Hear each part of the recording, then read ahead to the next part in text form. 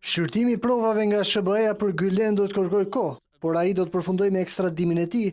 Kështu është shprehur hetuesi i kontraktuar prej 7 muajsh nga qeveria turke Robert Amsterdam në intervistë për agjencinë Anadolu.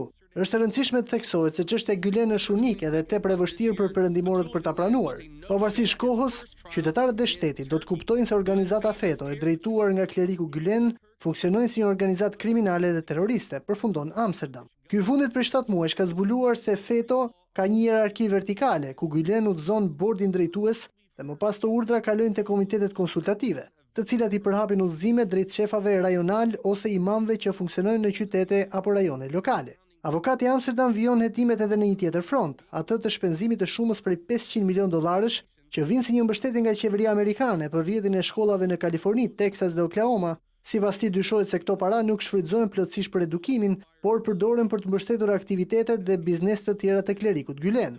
Ankaraja zyrtare akuzon klerikun që jeton në Pensilvani si orkestruesin e grushtë të shtetit më 15 korrik, ku humbën jetën të paktën 240 persona.